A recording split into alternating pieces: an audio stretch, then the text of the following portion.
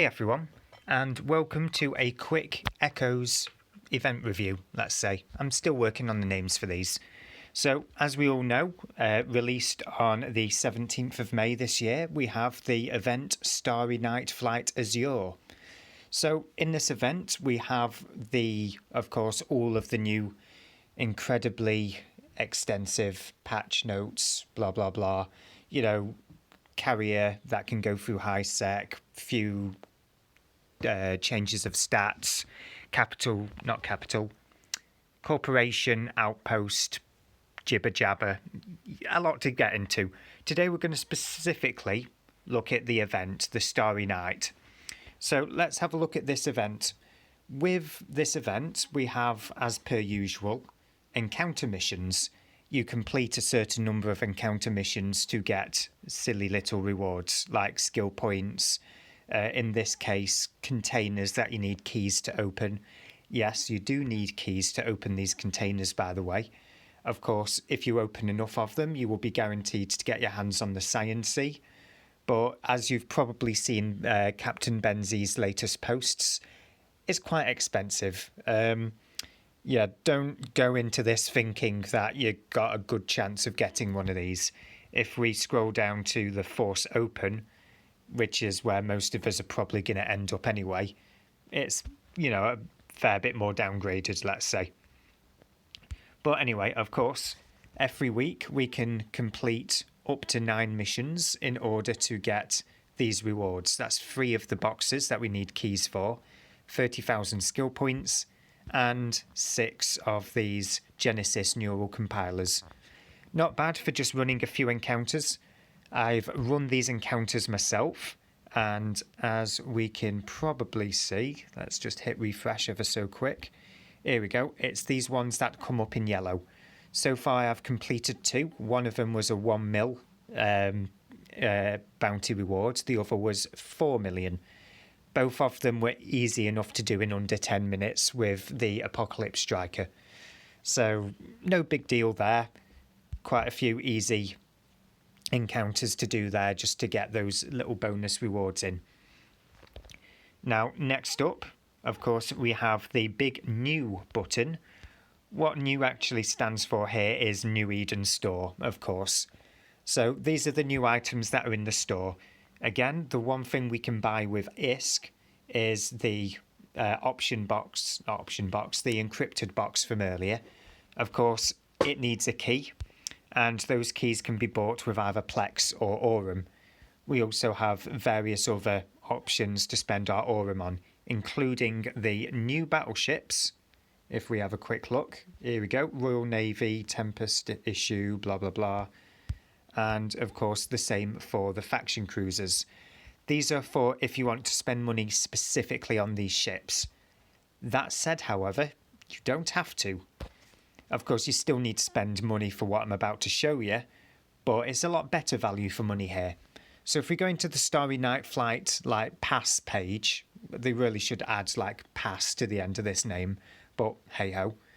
If we go into this particular page, in the event that you choose to spend 399 Aurum, you will be able to unlock various extras. The usual for the pass being, of course, more skill points, more insurance points, more Lazarus units, etc., etc. In this case, we also get option boxes. Now, the important ones are, first and foremost, at the very front, the Special Faction Cruiser option box. And now my internet is proving why I don't do PvP. Because as you can see, it is still loading. Yeah, my internet is still there. Or at least it should be. Welcome to the life of Hale and his goddamn awful internet connection. Here we go. So, at the very, very front, if you go into the paid tier for the pass mission, you get an option box for the new Special Faction Cruisers. So, of course, pretty good value for money there. Let's skip along. So, of course, the rewards across the top aren't all that amazing, but if we skip along, we can find I really should have taken note specifically what levels these are at. At level 20, we have the special ship battleship option boxes. This one's going to be probably, a week or two ahead, considering you've got to level up to level 20 to get these.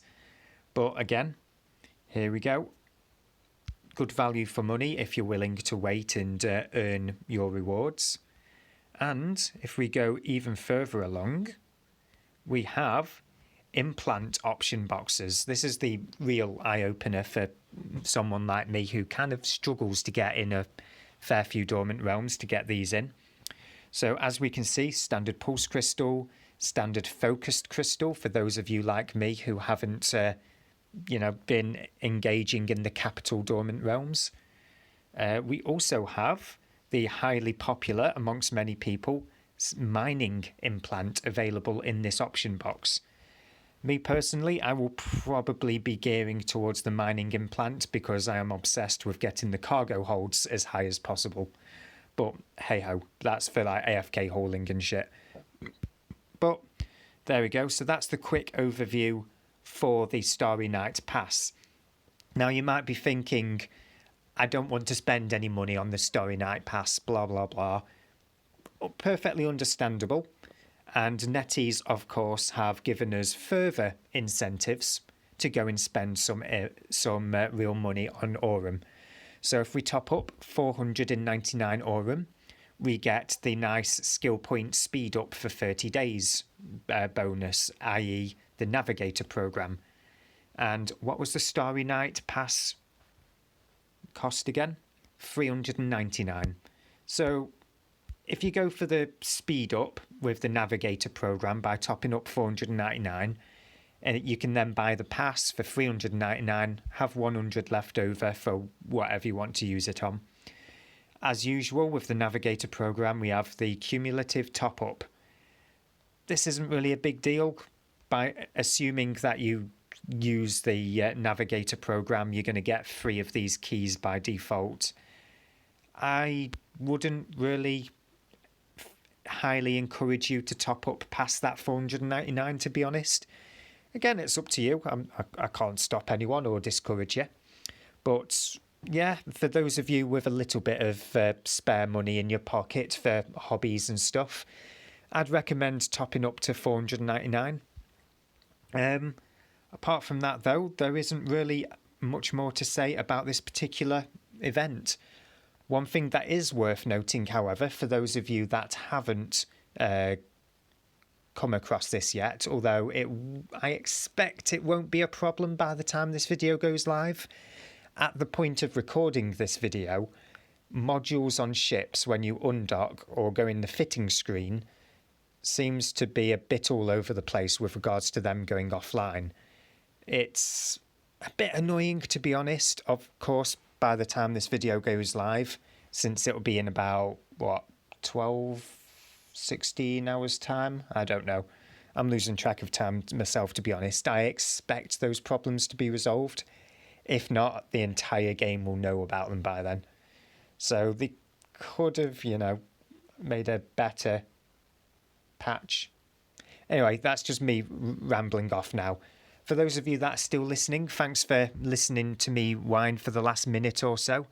If you want to see more videos like this, feel free to hit like or subscribe. Subscribe is preferred, of course. And yeah, I guess I'll see you guys in the next video. Thanks again.